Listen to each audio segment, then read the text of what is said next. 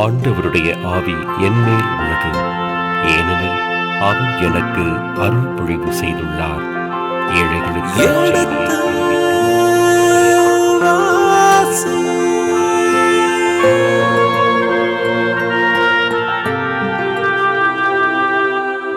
எடுத்து வாசி.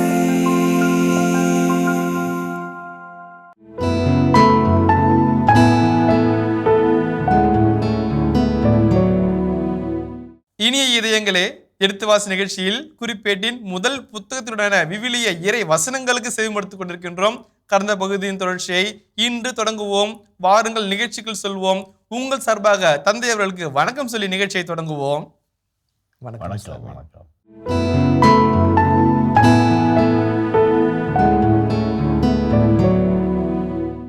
நாங்கள் உம்முடையவர்கள், நாங்கள் உம்மோடு இருப்போம், உமக்கே வெற்றி, உம்மை சார்ந்தவர்களுக்கும் வெற்றி என்று சொன்னவிட்டு அவர் ஆசி சொல்லுங்க. கடைசி வாசனம் சொல்றார், வாசிங்களேன்.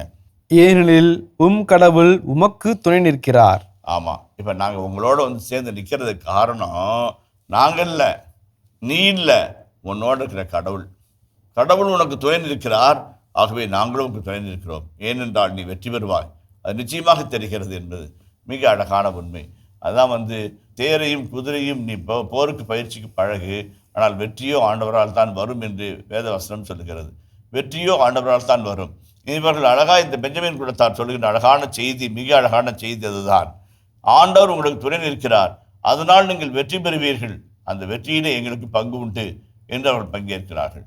நிறைய சமயத்தில் நம்ம நினச்சிட்டு இருப்போம், பர்ஃபெக்டாக பண்ணிட்டோம், எல்லாத்தையும் செஞ்சு முடிச்சிட்டோம், பிளான் பிரகாரம் அப்படியே அக்கு வேற பிரித்து கரெக்டாக எல்லாத்தையும் போட்டு வச்சிட்டோம், எல்லாம் நம்ம பிளான் நடக்கும் அப்படின்னு நினைப்போம். ஆனால் ஏதாவது ஒரு இடத்துல சிக்கல் மாட்டி நிற்போம்.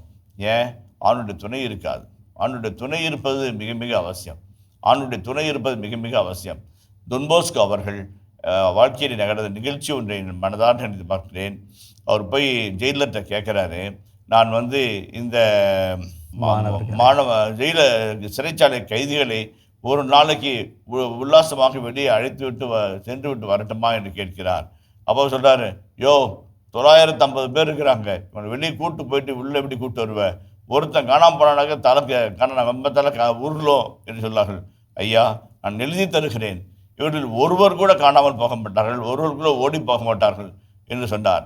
சிறைச்சாலை பணியை அழகாய் செய்து வைத்த டொன் போஸ்கோ ஒவ்வொரு நபரும் உருவாடி வன்படு இருந்தவர். அவர் அத்தனை பேரும் அழைத்து சென்று இன்ப விழா செய்துவிட்டு அத்தனை பேர் திருப்பி அழைத்து வருகிறார். ஜெயிலர்கள் அசந்து போகிறார்கள். எதற்காக? கடவுள் அவரோடு இருந்தார்.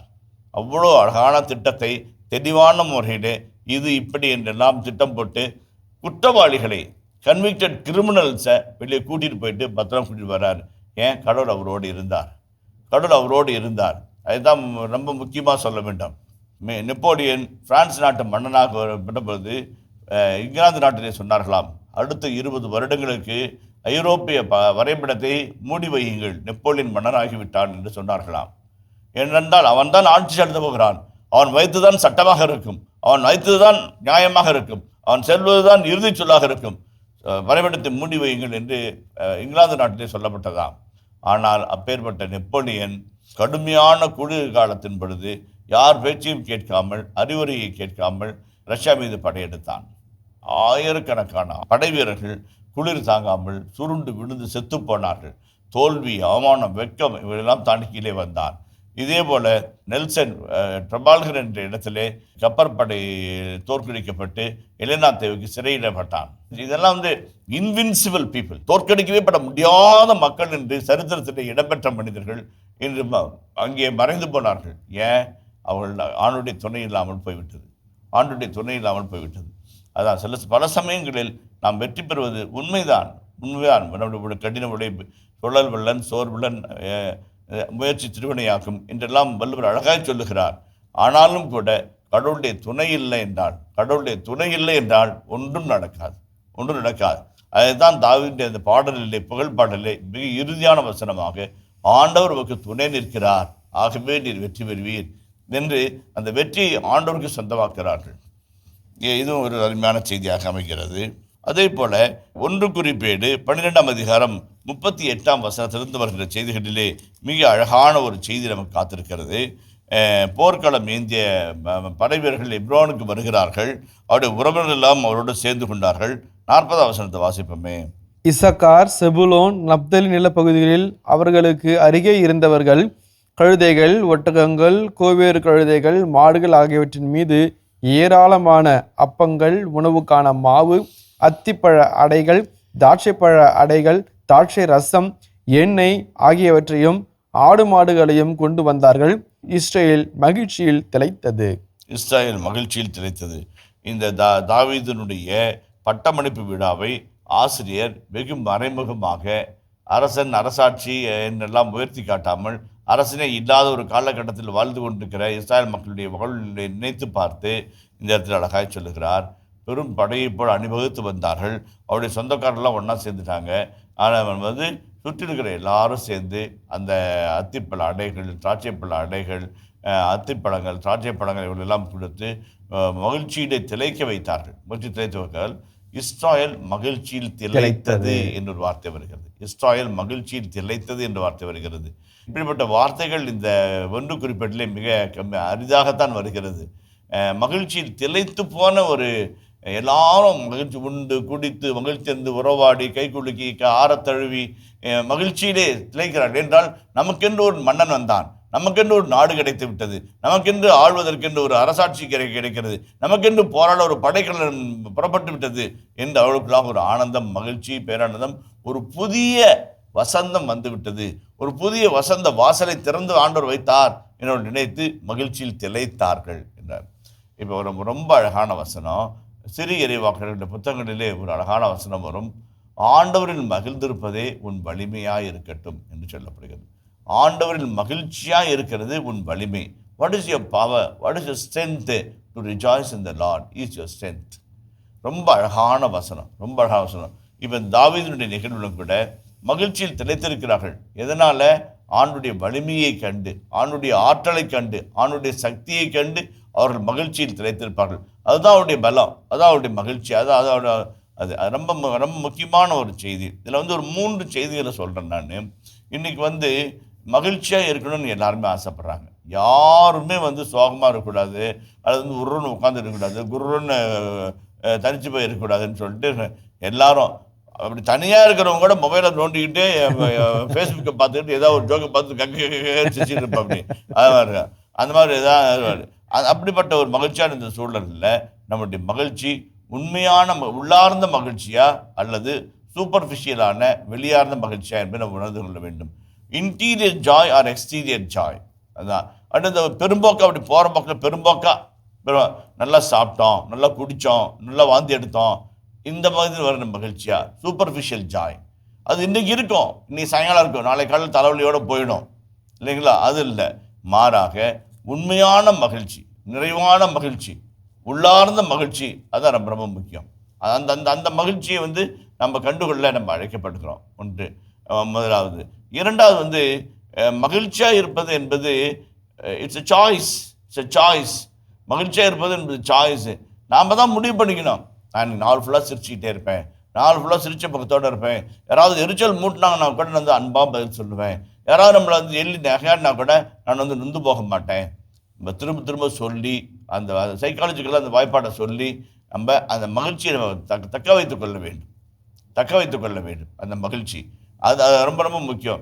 நிறைய சமயத்தில் நாம் நம்ம மகிழ்ச்சியாக இருக்கணும்னு விரும்புகிறதே இல்லை. வாழ்க்கையில் பெரிய சந்தோஷத்தை, பெரிய பாக்கியத்தை நம்ம இழந்து போய்விடுகிற ஆபத்தில் இருக்கிறோம். மகிழ்ச்சியாக இருக்கும்போது ஆயுசு கூடுகிறது. மகிழ்ச்சியாக இருக்கும்போது நிறைய சதைகள் அங்கே உயிர் பெறுகிறது. முகத்தில் இருக்கிற சதைகள் உயிர் பெற்று பயிற்சி பெறுகிறது என்றெல்லாம் சொல்லுகிறார்கள். அதே போலவே மூன்றாவது கருத்து சொல்லும்போது சொன்னேன், மகிழ்ச்சி என்பது எல்லோருக்குமான மகிழ்ச்சியாக இருக்க வேண்டும். எல்லோருக்குமான மகிழ்ச்சியாக இருக்க வேண்டும். அடுத்தவன் பசித்திருக்க, அடுத்தவன் நோயாக இருக்க, அடுத்தவன் துன்பப்பட்டு இருக்க, அடுத்தவன் கடன் தொழில் இருக்க, நீ பார்த்திருந்து எல்லாவற்றையும் நீ உனக்கென்று ஒதுக்கி வைத்துக்கொண்டு பதுக்கி வைத்துக்கொண்டு மகிழ்ந்திருக்கிற மகிழ்ச்சி உண்மையான மகிழ்ச்சியே அல்ல. பகுத்துண்டு பல்லோர் அதுதான் இல்லைங்களா? எல்லாருக்கும் கொடுத்து உண்டு வாழும் ஒரு உன்னதமான ஒரு வாழ்க்கைக்காக அழைக்கப்பட்டிருக்கிறோம். அப்போ பகிர்வதில் ஒரு மகிழ்ச்சி இருக்கிறது, பகிர்வதில் மகிழ்ச்சி இருக்கிறது, பகிர்ந்து கொண்டு வாழ்வதில் ஒரு மகிழ்ச்சி இருக்கிறது. அந்த மகிழ்ச்சி தான், அந்த 3 விதமான மகிழ்ச்சியும் இந்த இடத்துல அழகாக சொன்னாங்க. அது ரொம்ப அழகாக சொன்னாங்க. எப்பொழுதும் மகிழ்ச்சியாக இருங்க, எல்லாரோடும் மகிழ்ச்சியாக இருங்க, எல்லாத்துக்காகவும் மகிழ்ச்சியாக இருங்க என்று இந்த பகுதி அவங்க சொல்லி, இஸ்ராயல் முழுவதும் ஒவ்வொருத்தரும் அவங்களுக்கு இருக்கிற அத்திப்பழங்கள், திராட்சைப்பழ அடைகள், அத்திப்பழ அடைகள், கோதுமை மாவு, மிருதுமான மாவு எல்லாத்தையும் கொடுக்குறாங்க. அது கொடுத்து அவங்க எல்லாரும் ஸ்பொன்டேனியஸாக நீ 2 பிடி கொடு, நீ 3 பிடி கொடு, யாராங்க வரியோ திரையோ அங்கே இல்லை. மாறாக எல்லாரும் பொதுவிலே வைத்து அதை பகிர்ந்து கொண்டு அதை மகிழ்ச்சியாக வாழ்ந்து அந்த மகிழ்ச்சியை திளைத்திருந்தார்கள். அதான் என்னுடைய செய்தியாக பார்க்கணும்.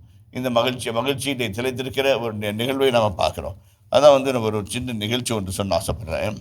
கோவையில் ஒரு மில் அதிபர் ஒருவர் இருக்கிறார். மில் அதிபர் கிட்டத்தட்ட ஒரு 8000 ஊழியர்கள் அங்கே வேலை செய்கிறார்கள். அந்த அதிபர் அவர்களுக்கு சம்பளம் கொடுப்பதோடு நிறுத்திவிடாமல் அவருடைய ஓய்வு நேரங்களிலே அவர்களுக்கு ஆங்கிலம் கற்பிப்பது, கணனி கற்பிப்பது, மற்ற இன்ன பிற காரியங்களை கற்பித்து நல்ல வேலைக்கு அவர்களை தயார் செய்வது, அவர்களுக்கு தேவையான எல்லா வழிமுறைகளையும் செய்து வைக்கிறார். எவ்வளோ நல்ல மனிதராக இருக்கிறார், அவர் அந்த செய்தியை நான் முகநூலில் படித்தபோது அவ்வளோ சந்தோஷப்பட்டேன். சின்ன சின்ன காரியங்களை கூட வராங்க, வேலை செய்கிறாங்க, சம்பளத்தை வராங்க, போகிறாங்க, லாபம் நம்மளுக்கு வருது, எண்ணி உள்ள வை. அதெல்லாம் வாழ்க்கை. நாம் உயர்வது போல அந்த ஏழை தொழிலாளிகளுடைய பெண்கள், அந்த 8000 பெண்களும் வாழ்க்கை உயர வேண்டும்.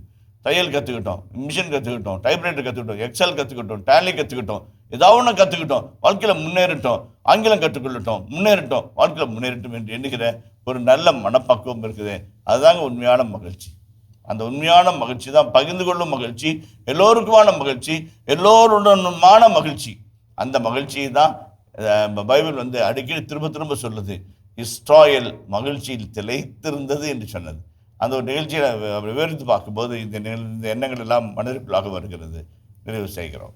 நன்றி தந்தை அவர்களே. நீங்கள் சொல்லிய அந்த விளக்கங்களையும் வாழ்வில் பாடங்களையும் கேட்டுக்கொண்டிருந்த பொழுது எனக்கு இந்த ஒரு கருத்து தோன்றியது. அந்த கருத்து என்னவென்றால், இந்த நேரத்திலே அவர்களிடத்திலே ஒன்றுமே இல்லை, இந்த இஸ்ரேல் மக்கள் நேரத்தில் ஒன்றுமே இல்லை. அவர்கள் மீண்டுமாக கட்டி எழுப்ப வேண்டும், அரசனும் இல்லை. எனவே அரசாட்சியை பற்றி இங்கே சொல்வது வீண். ஆனாலும் மறைமுகமாக அவர் அரசன் ஆனார் என்பதையும் சொல்லி, அந்த நேரத்திலே மக்களின் பங்களிப்பு என்பதை உயர்த்தி காட்டுவதென பார்க்கின்றோம். மக்கள் தானாகவே ஒன்று சேர்ந்தார்கள், தங்களுடைய இறைவனோடு சேர்ந்தார்கள், தானாகவே தங்களது இருந்த உணவுகளை அனுப்பி வைத்தார்கள், அந்த உணவை பகிர்ந்து கொண்டார்கள் என்று தங்களிடத்தில் என்ன இருந்ததோ அதை அவர்கள் பகிர்ந்து கொண்டார்கள் என்றே நாம் வாசிக்கின்றோம். எனவே இப்பொழுதைக்கு இவர்களிடத்தில் இருப்பது அந்த உடல் வலிமை மாத்திரமே. அந்த உடல் வலிமையும் மன தைரியத்தையும் ஒருவர் மற்றோடு பகிர்ந்து கொண்டு நம் அரசருக்காய், மீண்டுமாக நம் கடவுளுக்காய் இல்லத்தை கட்டி எழுப்புவோம் என்று அறைகூவல் விழுக்க பின்னால் இறைவர்கள் அழைப்பார்கள். முன்னதாகவே இந்த ஒரு குறிப்பிட்ட புத்தக ஆசிரியர் இவர்களை தயாரிப்பதை போன்ற ஒரு சூழலில் இருப்பதை நான் வாசிக்கின்றோம். தந்தை அவர்களே, இந்த பாடலை நீங்கள் சொல்லியது பொழுது, நான் வாசித்த பொழுது இதை கடந்து செல்ல எனக்கு மனமே வரவில்லை. ஏனென்றால் எல்லாவற்றையும் சொல்லிவிட்டால் அந்த மக்கள் சொல்லுகிறார்கள், கடவுள் என்ற ஒரு வார்த்தை சொல்லுகிறார்கள். இந்த கடவுள் என்ற வார்த்தையை நான் கடந்து செல்ல எனக்கு மனமே வரமாட்டேன். ஏனென்றால் எதை பார்த்திருந்தால் அந்த மக்கள் எல்லோருமே தாவீதை குறித்து கடவுள் உமக்கு துணையிருக்கிறார் என்று சொல்லியிருப்பார்கள். அதே கடவுள் தான் இவர்களுக்கும் கடவுள், அதே யாவே தான் இவர்களையும் மீட்டார், இவர்களையும் வழிநடத்தினார், இவர்களையும் வாழ்விக்கின்றார், உணவளிக்கின்றார், பாதுகாக்கின்றார். அப்பேற்பட்ட கடவுள் அவர்களை அனுபவிக்கின்ற இவர்கள் கடவுள் என்று சொல்வதன் காரணம் என்னவாக இருக்கும்? அதே போன்று கடவுள் என்று ஆசிரியர் இங்கு வைப்பதற்கு காரணம் என்னவாக இருக்கும் என்ற ஒரு கேள்வி எனக்குள் தோன்றுகிறது தந்தை அவர்களே. கடவுள், அதாவது பர்சனல் ப்ரொனவுன் என்று சொல்வார்கள். பர்சனல் ப்ரொனவுன் என்று சொல்வது என், உன் என்றெல்லாம், இதெல்லாம் பர்சனல் ப்ரொனவுன் என்று சொல்வார்கள். கடவுள் என்பதுதான் பொதுமையான பெயர். உன் கடவுள், என் கடவுள் என்று சொல்லும்போது அதை நம்ம பர்சனலைஸ் பண்ணுறோம். தாவீது வெகு இளமையிலே இருந்தே ஆடு மேய்க்கும் போது, சிங்கங்கள் போராடும் போது ஆட உதவி செய்தார், அவனை அபிஷேகம் செய்ய வைத்தார். நாட்டிற்கு அண்ணன்களை பார்க்க போகும்போது கோலியாத்தினுடைய சவாலை கேட்க வைத்தார், ஒரு சின்ன கவனை வைத்து அவனை வீழ்த்த வைத்தார். இப்படி ஒவ்வொரு காரியங்களிலும் ஆண்டவரோடு இருந்து இன்றைக்கு நாட்டை விட்டு துரத்தப்பட்ட சிக்லாகிலே ஒளிந்திருக்கின்ற நிலையிலும் கூட கடவுள் உன்னோடு இருக்கிறார். இப்போ மட்டும் இல்லை, அப்போ மட்டும் இல்லை, இப்பவும் கூட இருக்கிறாரு. நாளைக்கும் இருப்பார். நீ நாளைக்கு இதை விட மேன்மையான நிலைக்கு போகும்போதும் உன்னோடு இருப்பார் என்பதை சுட்டிக்காட்டுதான் அந்த கடவுள் என்ற எண்ணம் இருப்பதாக நான் நினைக்கிறேன். நன்றி தந்தை அவர்களே. கடவுள் என்ற வார்த்தை இந்த மக்களுக்கு இன்னும் அதிகமான சக்தியை வழங்கியிருக்கும் என்று நம்புகிறேன் தந்தை அவர்களே. அந்த கடவுள் நமக்கும் கூட சக்தியை வழங்கும். குருத்துவத்தில் இருக்கின்ற நாமுக்கும் கூட, கேட்டுக்கொண்டிருக்கிற மக்களுக்கும் கூட கடவுள்னு சொல்லுகின்ற பொழுது அந்த வார்த்தை இன்னும் அதிகமாக வலுவூட்டி, ஒருவேளை நான் எங்காவது விலகி சென்றிருந்தால் மீண்டுமாக என் கடவுளோடு வந்துவிட வேண்டும் என்ற உத்வேகத்தை வழங்கும் என்று நம்புவோம் தந்தை அவர்களே. அருமையான சிந்தனை, நல்ல ஒரு சிந்தனையாக வருகிறது. அந்த பாடலே மிக ஒரு அழகான ஒரு பாடல், 4 வரி பாடல். இருந்தாலும் மிக அற்புதமான முறையிலே, ஏனெனில் கடவுள் உமக்கு துணை நிற்கிறார். அதில் பாருங்க, அந்த இருந்து உம்முடையவர்கள், உம்மோடு இருக்கிறோம், உமக்கே வெற்றி, உமக்கு உதவி செய்தவர்கள், உமக்கு துணை நிற்கிறார். எல்லாம் இந்த உண்மை தொகையிலேயே வருகிறது. அது மிக அழகான ஒரு அற்புதமான முறையில் எழுதப்பட்ட ஒரு பாடலாகத்தான் இதை பார்க்கிறேன். நன்றி தந்தை அவர்களே. இனி இதயங்களே, இதுவரை நாம் குறிப்பிட்டு முதல் புத்தகத்தின் 12ஆம் அதிகாரத்துக்குண்டான விவிலிய விளக்கங்களுக்கும் வாழ்வியல் பாடங்களுக்கும் செவிமடுத்தோம். இனி இந்த அதிகாரத்தின் இறை வசனங்களுக்கு செவிமடுப்போம். குறிப்பேடு முதல் நூல், அதிகாரம் 12.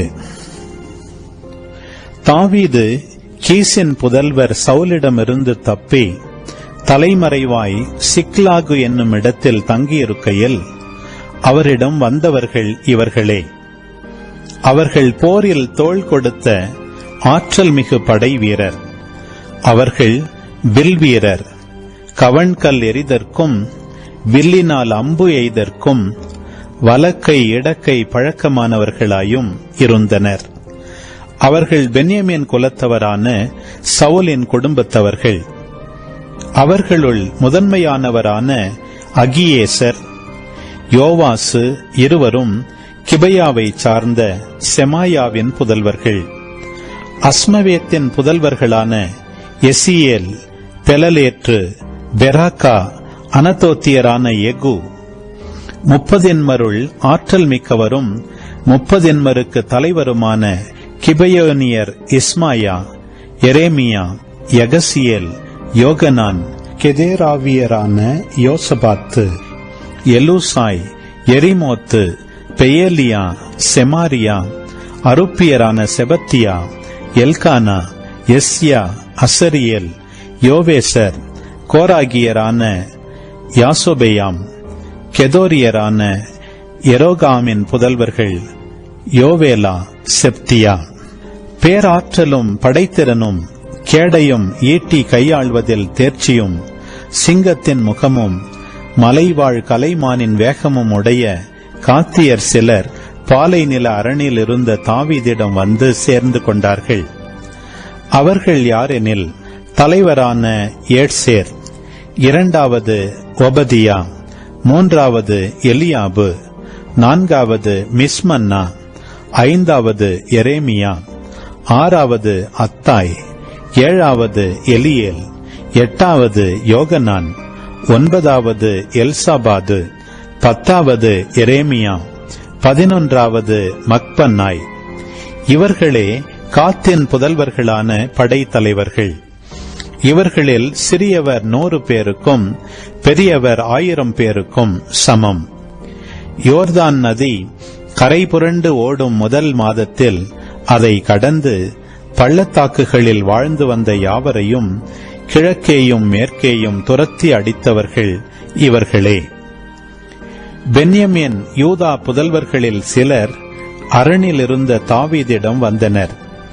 தாவீது அவர்களை சந்திக்க வெளியே வந்து அவர்களை நோக்கி, நீங்கள் சமாதான நோக்குடன் எனக்கு உதவி செய்ய வந்துள்ளீர்கள் என்றால் நான் உங்களை இதயபூர்வமாக ஏற்றுக்கொள்கிறேன். மாறாக குற்றமற்றவனான என்னை என் எதிரிகள் கையில் ஒப்புவிக்கும் பொருட்டு வந்துள்ளீர்கள் என்றால் நம் முன்னோரின் கடவுள் அதை கண்டு தீர்ப்பு கூறட்டும் என்றார்.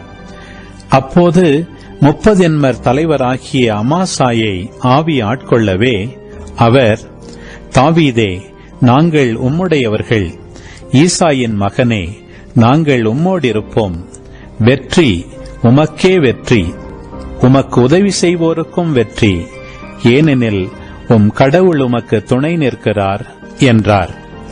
அப்போது தாவீது அவர்களை சேர்த்து கொண்டு தம் படைக்கு தலைவர்கள் ஆக்கினார்.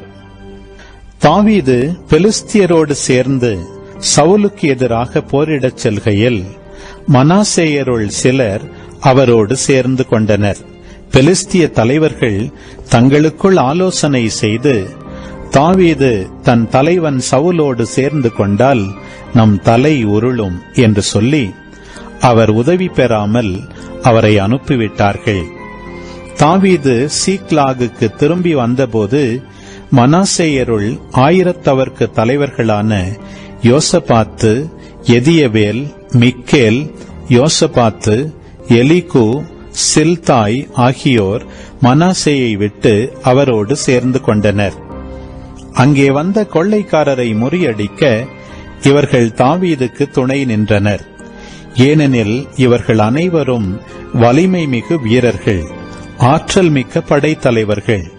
இவ்விதமாக தாவீதுக்கு உதவி செய்வோர் ஒவ்வொரு நாளும் அவருடன் வந்து சேர்ந்து கொண்டே இருந்தனர்.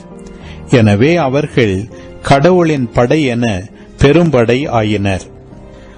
ஆண்டவரின் வாக்குறுதிப்படி சவுலின் அரசை தாவீதிடம் ஒப்படைக்குமாறு எபிரோனில் இருந்த தாவீதிடம் வந்த படைக்கலன் தாங்கிய தலைவர்களின் எண்ணிக்கை இதுவே. யூதா புதல்வரில் கேடயமும் ஈட்டியும் தாங்கி போர்க்கோலம் பூண்ட 6800 பேர். சிமியோன் புதல்வரில் போரிட தயாரான ஆற்றல் மிகு வீரர் 7100 பேர். லேவி புதல்வர்களில் 4600 பேர். ஆரோன் வழி வந்த தலைவரான யோயாத்தா மற்றும் அவரோடிருந்த 3700 பேர். ஆற்றல் மிகு இளைஞரான சாதோக்கு மற்றும் அவர் மூதாதை வீட்டை சார்ந்த அதிகாரிகள் 22 பேர். பென்யமீன் புதல்வரில் சவுலின் உறவினர் 3000 பேர். அவர்களில் பெரும்பான்மையோர் அதுவரை சவுலின் குடும்பத்திற்கு சார்பாய் இருந்தவர்கள். எப்ராயிம் புதல்வரில் ஆற்றல் மிகு வீரர் 20800 பேர். அவர்கள் தங்கள் மூதாதை வீட்டில் புகழ் பெற்றவர்கள். மனாசேயின் பாதி குலத்தில் 18000 பேர். அவர்கள் பெயர் பட்டியலின்படி தாவீதை அரசராக்குவதற்கு வந்தனர்.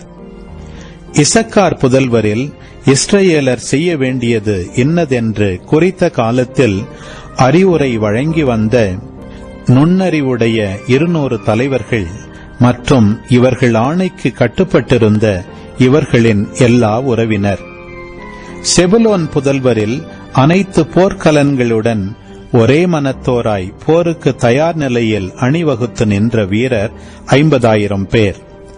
நப்தலியை சார்ந்த 1000 அதிகாரிகளும் மற்றும் கேடயமும் ஈட்டியும் தாங்கிய 37000 பேர்.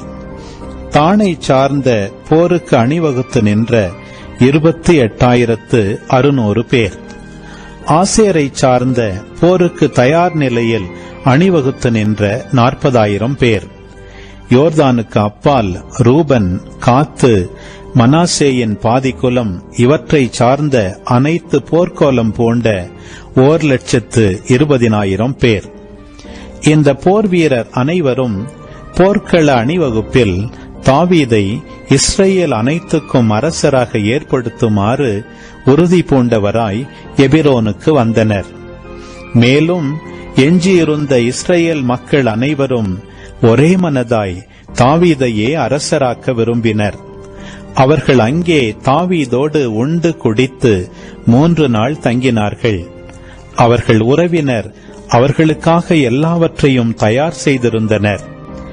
மேலும் இசக்கார், செபுலோன், நப்தலி நிலப்பகுதிகளில் அவர்களுக்கு அருகே இருந்தவர்கள் கழுதைகள், ஒட்டகங்கள், கோவேறு கழுதைகள், மாடுகள் ஆகியவற்றின் மீது ஏராளமான அப்பங்கள், உணவுக்கான மாவு, அத்திப்பழ அடைகள், திராட்சை பழ அடைகள், திராட்சை ரசம், எண்ணெய் ஆகியவற்றையும் மேலும் ஆடு மாடுகளையும் கொண்டு வந்தார்கள். இஸ்ரேல் மகிழ்ச்சியில் திளைத்தது. இனிய இதயங்களே, எடுத்து வாசி நிகழ்ச்சியில் குறிப்பேட்டின் முதல் புத்தகத்துடனான விவிலிய இறை வசனங்களுக்கு செவிமடுத்துக் கொண்டிருக்கின்றோம். இதன் தொடர்ச்சியை மீண்டும் அடுத்த பகுதியில் தொடர்வோம். அதுவரை இணைந்திருங்கள். இயேசுவுக்கே புகழ், இயேசுவுக்கே நன்றி, மரியே வாழ்க. கடந்த காட்சியிலே 12ஆம் அதிகாரத்தின் இறுதியிலே அவர் அரசனாய் மாறியதையும் இஸ்ராயல் முழுவதும் மகிழ்ச்சியில் திளைத்ததையும் நாம் கண்டுகளித்தோம். வரலாற்று இதே 2 சாமுவேல் 6ஆம் அதிகாரத்தில் இந்த இளைஞன் போருக்கு போவதையும் பெலிஸ்தரை வெல்வதையும்